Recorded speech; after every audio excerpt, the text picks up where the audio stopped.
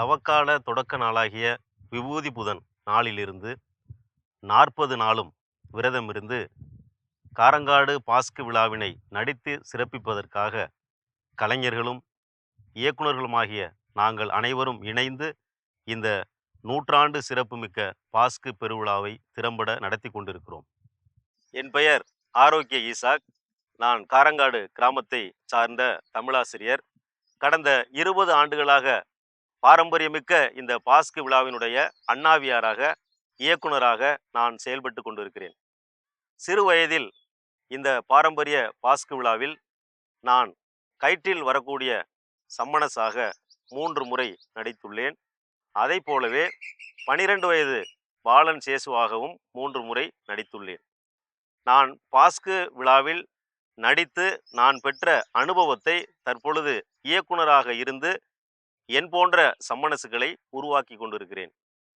இந்த விழாவினுடைய தொடக்கமாக விபூதி புதன் நாளில் தொடங்கி 40 நாளும் தவக்காலங்களில் இந்த விழாவில் நடிக்கக்கூடிய ஒவ்வொரு கதாபாத்திரமும் விரதமிருந்து தவ உடை அணிந்து இந்த விழாவிற்கான தயாரிப்பில் ஈடுபடுகிறார்கள்.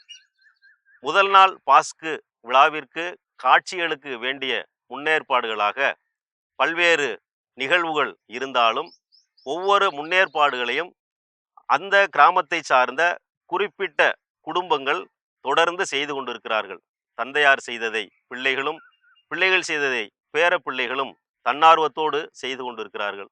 அதிலும் குறிப்பாக எந்த விதமான எதிர்பார்ப்புமின்றி இந்த தயாரிப்பு நடவடிக்கைகளில் இறங்குகிறார்கள். குறிப்பாக கயிற்றில் வரக்கூடிய சம்மணசினுடைய காட்சி அரங்கேற வேண்டும் என்று சொன்னால் அந்த சம்மணசானது மேலிருந்து தத்துருவமாக பறவை போல பறந்து வருவதற்கு வேண்டிய மேடை ஒன்றை ஏற்பாடு செய்ய வேண்டியிருக்கும். அதற்குரிய வேலைகளை குறிப்பிட்ட குடும்பத்தார் பாரம்பரியமாக செய்கிறார்கள். அதை போலவே பாஸ்கு விழா மேடையினுடைய முன்புறமாக உள்ள தயாரிப்புகளாக இருக்கட்டும், ஒவ்வொரு காட்சிகளுக்கும் வேண்டிய திரைகளை மேலிருந்து கீழே இறக்கக்கூடிய வேலைகளாக இருக்கட்டும், ஒவ்வொரு காட்சிகளுக்கும் வேண்டிய உடைகளை எடுத்துக்கூடிய பணிகளாக இருக்கட்டும், இவை அத்தனையையும் ஒவ்வொரு குடும்பத்தாரும் தானாக முன்வந்து தொடர்ந்து செய்து கொண்டிருக்கிறார்கள். இந்த பாஸ்கு விழா தயாரிப்பு நாளில் தொடங்கி பாஸ்கு விழா முடியும் நாள் வரை அதில் நடிக்கக்கூடிய கலைஞர்களும், உதவி செய்யக்கூடிய உதவியாளர்களும் தங்களுடைய குடும்பங்களுக்கு இடையில் ஏற்படக்கூடிய பல்வேறு பிணக்குகளையும் பகைமைகளையும் மறந்து புறந்தள்ளி அவை அனைத்தையும் ஒதுக்கி வைத்துவிட்டு இந்த இறை நிகழ்வு மிகச்சிறப்பாக நடக்க வேண்டும் என்பதை மட்டுமே குறிக்கோளாக கொண்டு ஒரு குழுவாக, குடும்பமாக இணைந்து பங்கு தந்தையோடு ஒத்துழைத்து இந்த பாரம்பரிய நிகழ்வுகளை சிறப்பித்து கொண்டிருக்கிறார்கள். இறைமகன் இயேசு எவ்வாறு கடலில் மீன்பிடித்து கொண்டிருந்தவர்களை, வாருங்கள் நான் உங்களை மனிதர்களை பிடிப்பவர்கள் ஆக்குகிறேன் என்று சொல்லி பாமர மீனவர்களை அழைத்தாரோ, அதை போலவே காரங்காடு கிராமத்தை சார்ந்த பாமர படிப்பறிவில்லாத ஏழை மீனவர்கள் இயக்குனர்கள் வழங்கக்கூடிய அத்தனை செய்திகளையும் செவி வழியாக உள்வாங்கி கொண்டு அனைத்தையும் மனனம் செய்து எந்த விதமான உச்சரிப்பு பிழையும் இல்லாமல் தூய தமிழில் மிக நேர்த்தியாக இந்த நற்செய்தி அறிவிப்பு பணியை இன்று வரை செய்து கொண்டிருக்கிறார்கள். இந்த நற்செய்தி அறிவிப்பு பணியானது காரங்காடு பங்கை சார்ந்த மற்றும் அதனை சுற்றியுள்ள பல்வேறு கிராமங்களுக்கும் நூற்றாண்டுகளாக சென்று கொண்டிருக்கிறது. அதிலும் குறிப்பாக பல்வேறு சமயங்களை சார்ந்த அனைவரும் இந்த இரவில், இந்த புனித இரவில் நற்செய்தி அறிவிப்பு பணியில் கலந்து கொண்டு இறைமகன் இயேசுவினுடைய மதிப்பீடுகளை எடுத்து சென்று கொண்டிருக்கிறார்கள். இந்த இறை பணியானது தொடர்ந்து இறை அருளாலும் அன்னையின் ஆசீராலும் இன்னும் பல 100 ஆண்டுகளுக்கு நிலைத்து வாழ வேண்டும் என இறையருள் வேண்டி முடிக்கின்றேன். நன்றி, வணக்கம். மாதா தொலைக்காட்சி நேயர்களுக்கு வணக்கம். என் பெயர் ஜோசப் தயாளன். நான் கடந்த 11 ஆண்டுகளாக பாஸ்கா இயக்குனராக இருந்து வருகிறேன். காரங்காடு பாஸ்காவானது மிக நீண்ட காலமாக நடைபெற்று வருகிறது. பல ஆண்டுகளாக பொம்மலாட்டமாகவும் பாவை கூத்தாகவும் இயேசுவின் வரலாறு பாமர மக்களுக்கு எடுத்து செல்லப்பட்டது. 1894ஆம் ஆண்டு முதல் மனிதர்கள் வேடமிட்டு நடிக்க ஆரம்பித்தார்கள். முதலில் பெரிய வெள்ளிக்கிழமை இரவும் சனிக்கிழமை இரவும் 2 நாட்கள் நடைபெற்று வந்த பாஸ்கு 1945ஆம் ஆண்டுக்கு பிறகு உயிர்ப்பு ஞாயிறு அடுத்து வருகின்ற திங்கள் செவ்வாய் ஆகிய 2 நாட்கள் நடைபெறுகிறது. காரங்காடு பாஸ்கில் உலகம் தோன்றியது முதல் உலகம் முடிவு வரை 2 நாட்கள் காட்சிகள் நடித்து காண்பிக்கப்படுகிறது.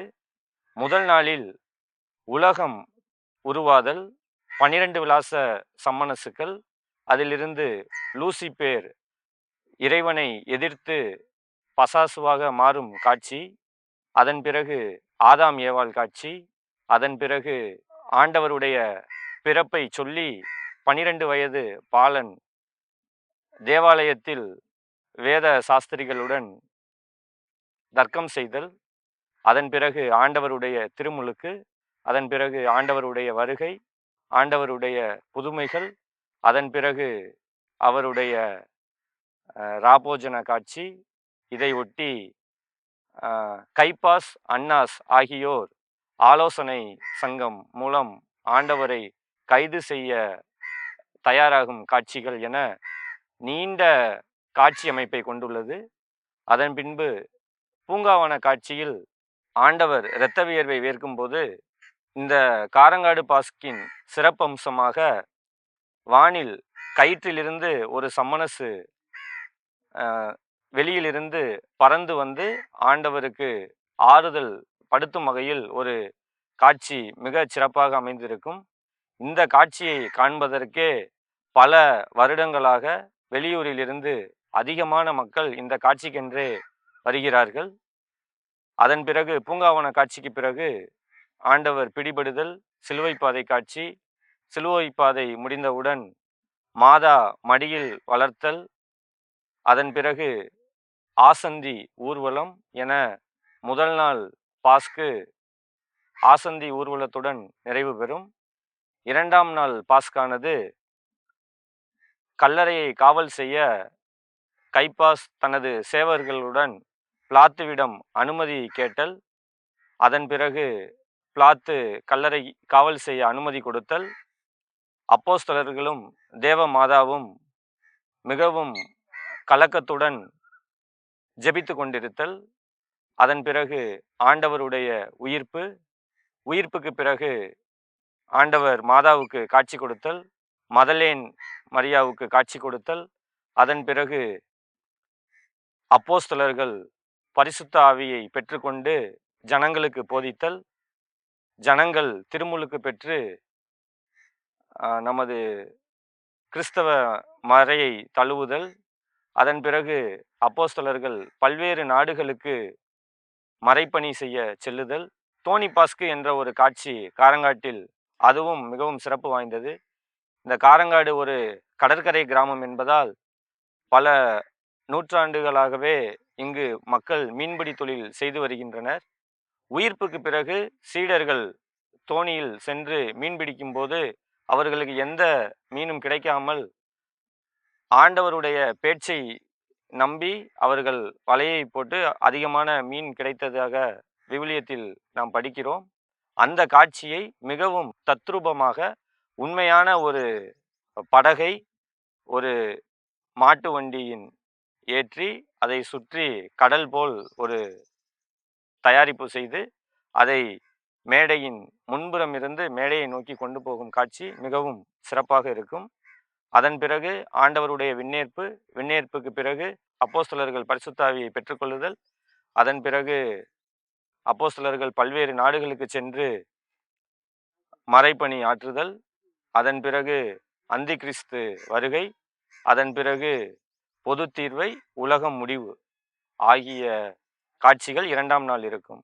பொதுவாக இக்காலகட்டத்தில் எல்லா பாஸ்கு நடைபெறும் பல்வேறு இடங்களில் 2 நாள் பாஸ்கானது ஒரு நாள் பாஸ்கு விழாவாக சுருக்கப்பட்டு வருகிறது.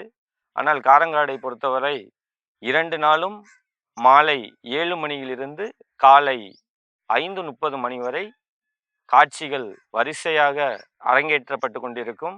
இதில் இன்னொரு சிறப்பு, பழமை மாறாமல் காரங்காட்டில் பாஸ்கு இன்றும் நடத்தப்பட்டு வருகிறது.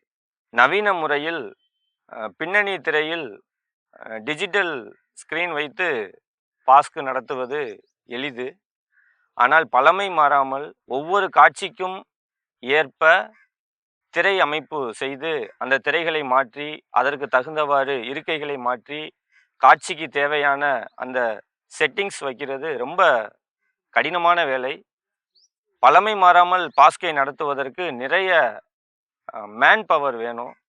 இன்னமும் காரங்காட்டில் பாஸ்கு என்று வந்துவிட்டால் அனைவரும் அவரவர் வேலையை யாரும் கூப்பிடாமலே வந்து அவரவர் வேலையை சிறப்பாக செய்வார்கள்.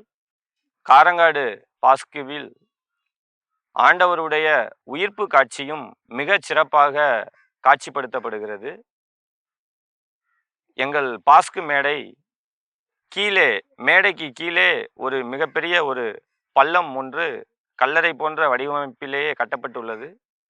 மேடையின் மேற்புறமும் ஒரு திறந்த ஒரு ஓப்பன் ஸ்பேஸ் இருக்கும். ஆண்டவருடைய உயிர்ப்பு அப்ப உண்மையிலேயே ஆண்டவர் கல்லறையிலிருந்து எழுந்து போவது போல் கீழே உள்ள மேடைக்கு கீழே உள்ள பள்ளத்திலிருந்து ஆண்டவருடைய சுரூபமானது அப்படியே மேலெழும்பி வான் நோக்கி மேடைக்கு மேற்புறம் செல்லும் காட்சி பார்ப்பதற்கு மிகவும் கண்கொள்ளா காட்சியாக இருக்கும். 131 ஆண்டுகளாக இதே முறையை பின்பற்றித்தான் இன்றும் நாங்கள் உயிர்ப்பு காட்சியை காட்சிப்படுத்தி வருகிறோம். நன்றி. என் பெயர் அந்தோணி. நான் காரங்காடு பங்கை சார்ந்தவன். காரங்காடு ஆர்சி தொடக்கப்பள்ளியினுடைய தலைமை ஆசிரியராக பணியாற்றி ஓய்வு பெற்றிருக்கின்றேன். 1982 முதல் இயக்குநர்களில் ஒருவராக இந்த பாஸ்காவில் இருக்கின்றேன். காரங்காடு தூய செங்கோல் அன்னை திருத்தலத்தில் 1894 ஆண்டு முதல் மனிதர்களால் நடத்தப்படும் பாஸ்கா மிகச்சிறப்பாக நடைபெறுகிறது. இதற்கு முன் பப்பட் ஷோ மற்றும் மேடை நாடகங்களால் இது நடத்தப்பட்டிருக்கிறது. ஆயிரக்கணக்கான மக்கள் இங்கு வந்து கூடியிருக்கிறார்கள். இந்த பாஸ்கு மறைக்கல்வியை முழுவதுமாக, கிறிஸ்துநாதருடைய வரலாற்றை முழுவதுமாக அவருடைய 12 வயது முதல் நடத்தப்படுகிறது. ஆண்டவரின் உயிர்ப்பு பாஸ்கும் பாடுகளின் பாஸ்கும் திங்கள் மற்றும் செவ்வாய் இரவுகளில் நடத்தப்படுகிறது. ஏராளமான மக்கள் வந்து இதை கண்டுகளிக்கிறார்கள். மக்கள் அனைவரும் இந்த திருத்தலத்திற்கு வந்து இந்த பாஸ்கு விழாவை பார்த்து நம்முடைய கத்தோலிக்க திருச்சபையினுடைய, கத்தோலிக்க மதத்தினுடைய ஒரு ஆன்மீகத்தை உணர்ந்து செல்லும் வகையில், ஆன்மீகத்தை புதுப்பித்துக் கொள்ளும் வகையில் இந்த பாஸ்கு பெருவிழா நடைபெறுகிறது. எளிய நடையில், தூய தமிழில் மக்கள் எல்லாரும் உணர்ந்து கொள்ளும்படி, அனைவருக்கும் கேட்கும்படி மிக தெளிவாகவும் நேர்த்தியாகவும் நடத்தப்படுகிறது. என்னுடைய பெயர் அருள். நான் சிவகங்கை மறை மாவட்டத்தில் உள்ள காரங்காடு கிராமத்தில் உள்ளேன். நான் சிறுவயது முதல் காரங்காடு பாஸ்காவில் சம்மனஸுக்கு நடித்துள்ளேன். அப்பொழுது என்னுடைய தாத்தா பெரிய பிச்சை அவர்களும் என்னுடைய மாமா பாத்திமா ஆசிரியர் அவர்களும் ஆண்டவருக்கு இயேசுவுக்கு நடித்தார்கள். அதை பார்த்து நான் சிறுவயது முதல் சம்மனஸுக்கு நடிக்கும் பொழுது எனக்கு அந்த இயேசுநாதருடைய ஒரு நம்மளும் நடிக்கணுங்கிற ஒரு மனநிலை எனக்கு உருவானது. அதன் மூலம் நான் கடந்த 24 ஆண்டுகளாக காரங்காடு பாஸ்காவில் இயேசுநாதருக்கு நடித்து கொண்டுள்ளேன். எனக்கு இந்த பாஸ்காவில் மிகவும் பிடித்தது இயேசுநாதருடைய அந்த நடிப்பு. அதை பார்த்து எனக்கு சிறுவயது முதலே என்னுடைய மனதுக்குள்ளே ஒரு உள் உணர்வு இயேசுநாதருக்கு நடிக்கணும் என தோன்றியது. அதன் மூலம் நடித்து கொண்டு இருக்கிறேன். மற்ற காரங்காடு பாஸ்காவை பற்றி சொல்லும் பொழுது, இது உலக புகழ்பெற்ற ஒரு சிறப்புமிக்க பாஸ்கு பெருவிழாவாகும். இந்த ஆண்டு 131வது பாஸ்கு பெருவிழாவை மிக சிறப்பாக காரங்காடு கிராம மக்களால் நடித்து காட்டப்படுகிறது. என்னுடைய நடிப்பில் மிகவும் முக்கியமானது என்று சொன்னால், இதோ உங்களுக்காக கையளிக்கப்படும் என் உடல், இதை வாங்கி உண்ணுங்கள். இது இந்த பாஸ்காவில் இயேசுநாதருக்கு நடிக்கும் பொழுது என்னுடைய வாழ்க்கையில் ஒவ்வொரு ஆண்டும் பல சோதனைகள் வரும். பிரச்சனைகள் மேல் பிரச்சனை, குடும்ப பிரச்சனை, பிள்ளைகளால் பிரச்சனை, இது பல சாத்தானுடைய வேலையாக சோதனைகள் வரும்.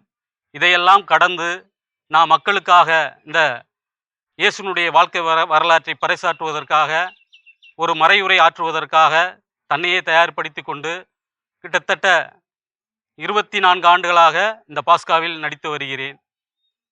நடிக்கும் பொழுது என்னுடைய உடம்பில் சில அடிகள் படும். அதையெல்லாம் இயேசுவுக்காக பொறுத்து அவர் என்னை விட அதிகமாக இந்த பாடுகளில் பங்கேற்றார். அதில் நான் ஒரு சிறு கருவி. இதையெல்லாம் பெரிதாக நினைக்காமல் தன்னையே தயார்படுத்தி கொண்டு கடந்த ஆண்டுகளாக நான் நடித்து கொண்டு வருகிறேன். என் பேர் அந்தோணிசாமி. நான் பாஸ்காவில் ரொம்ப நாளாக நடிச்சுக்கிட்டு இருக்கேன். அப்போஸ்தலருக்கு போட்டேன். அதுக்கு பிற்பாடு இப்போ கொஞ்சம் காலத்தில் அப்புறம் யூதருக்கு போட்டேன். யூதருக்கு நடிச்சுக்கிட்டு இருக்கையில் எங்கள் அப்பா வந்து படைத்தலைவருக்கு போட்டார். அப்போ நான் என்ன செய்கிறேன்னா, இயேசுநாதரை கட்டி இழுக்கிறதுக்கு கொஞ்சம் காலமாக கட்டி இழுக்கிறேன். இன்னைக்கு வரையும் இழுக்கிறேன். உடம்பு இழைச்சாலும் எனக்கு ஆண்டவருடைய அனுக்கிரகம் இருக்குது. அதனால அந்த ஆர்வத்தை விட மாட்டேன். அப்படி இருப்பதுனால வியாபாரிக்கு யூதாசை காட்டி கொடுப்பாரு ஆண்டவரை. அவரை நாங்கள் கைவசம் கூப்பிட்டு கைப்பாசுக்கிட்ட ஒப்படைச்சி என்ன அவரை காட்டி கொடுக்கறவருக்கு அவருக்கு எல்லாத்தையும் வியாபாரி இடத்துல கைப்பாசு இடத்துல ஒப்படைப்போம். கிட்டத்தட்ட ஒரு 30 வருஷம் இருக்கும். எனக்கு வயசு 86 வயசு. என்னோட நடிச்ச ஒரு எதுவும் இல்லை. நான் நடிச்சுக்கிட்டு இருக்கேன். இன்னைக்கு வரையும் நடிச்சுக்கிட்டு இருக்கேன். அவர் மாதாவுடைய சித்தம். என் பேர் சென்மராக்கினி. எங்கள் ஊர் காரங்காடு பாஸ்காவில் நான் வந்து 15 வருஷமாக நடிச்சிட்டு இருக்கேன். மாதா வேடத்துக்கு நடிச்சிட்ருக்கேன். எங்கள் அப்பா வந்து அதுக்கு முன்னாடி மாதாவுக்கு போட்டாங்க. அதுக்கு முன்னாடி பொம்பளையில் அப்போ வந்து பெண்களை வந்து அதுக்கு அலோட் பண்ண மாட்டாங்க. இப்போ நான் கால நடைமுறையில் வந்து பெண்களை போடணும் அப்படின்னு சொல்லிட்டு இருந்ததுனால பெண்களை போட்டாங்க. அதனால் அது எங்கள் அப்பாவுக்கு பின்னாடி நான் 15 வருஷமாக நான் போட்டிருக்கேன். மரியாவுக்கு நடிக்கிறதுக்கு வந்து எங்கள் அப்பாட்ட இருந்து நான் கற்றுக்கிட்டேன்.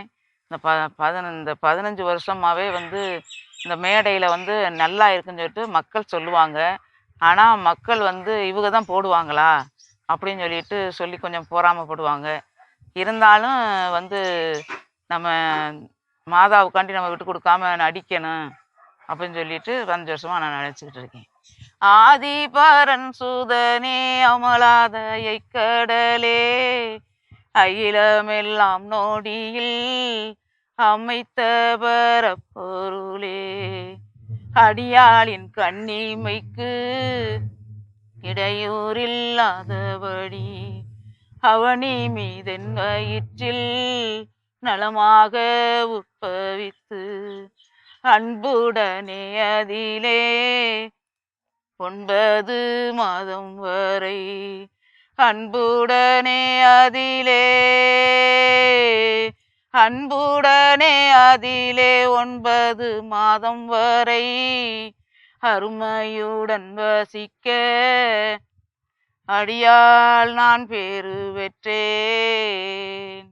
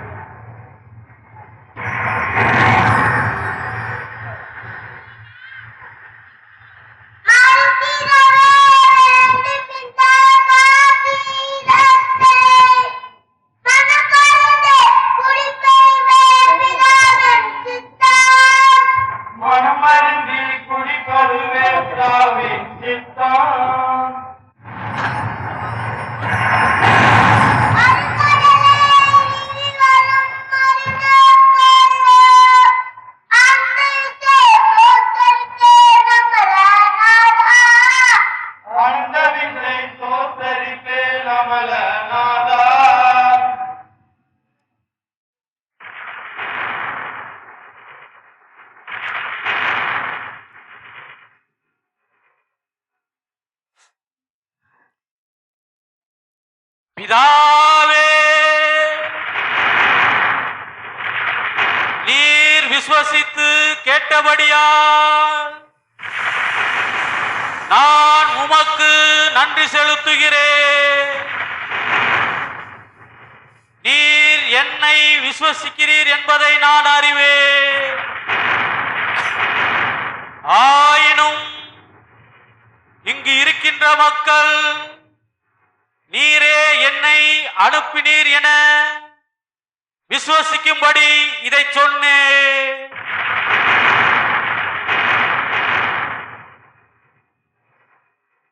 லாசருவே,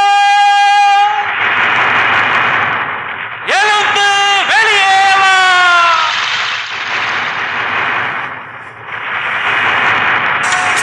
ஒரு சொல்லாலே மரித்தோரை எழுப்பினார் அதிசயம். ஒரு சொல்லாலே மரித்தோரை எழுப்பினார் அதிசயம். அதிசயங்கள் செய்கிறவர் நம் அருகில் இருக்கிறார். அற்புதங்கள் செய்கிறவர் என்றும் நமக்குள் வசிக்கிறார்.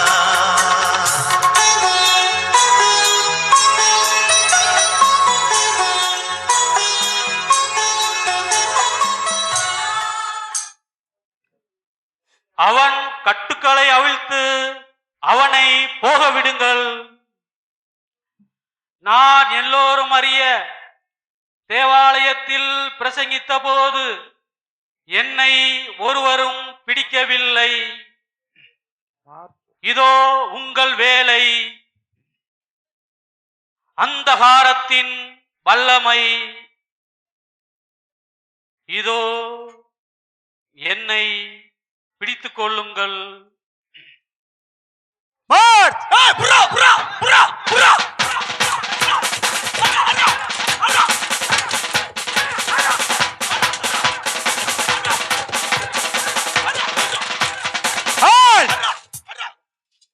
ஐயோ, நமது ஆண்டவரை பிடித்து என்ன கோலமாய் கொண்டு போகிறார்கள்.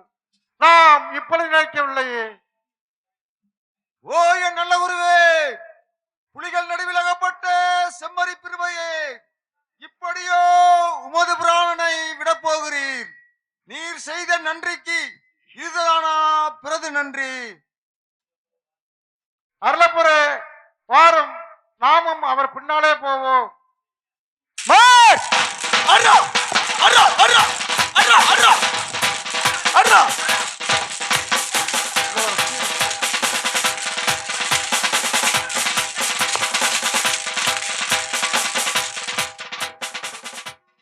அன்பின் நிறைவா, ஆசீர்வாதங்களையும் சாபங்களையும் இரண்டையும் சேர்த்தே சந்திக்கிற நாங்கள் சாபங்களால் தீமை தருகிற சோதனையால், அழகையின் சோதனையால் நாங்கள் அலைக்கழிக்கப்பட்டு தாக்கப்பட்டு துன்புறுகிற காலகட்டத்தில் எங்களை ஆசீர்வதிக்கிற ஆண்டவராகவே நீர் இருக்கிறீர்.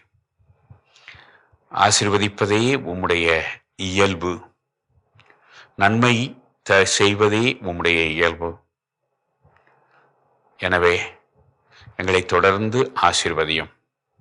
உம்முடைய பல்வேறு ஆசீர்வாதங்களுக்கு, உடல் சார்ந்த, உள்ளம் சார்ந்த, ஆன்மா சார்ந்த நலன்களுக்கு நாங்கள் என்றும் தகுதியுடையவர்களாக இருக்கச் செய்தரலாம்.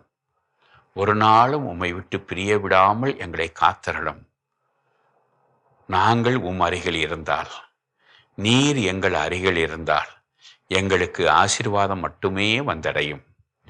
ஒவ்வொரு நாளும் உம்முடைய ஆசீர்வாதங்களுக்கு தகுதியுடைய பிள்ளைகளாக எங்களை ஒவ்வொரு நாளும் இருக்கச் செய்வீராக.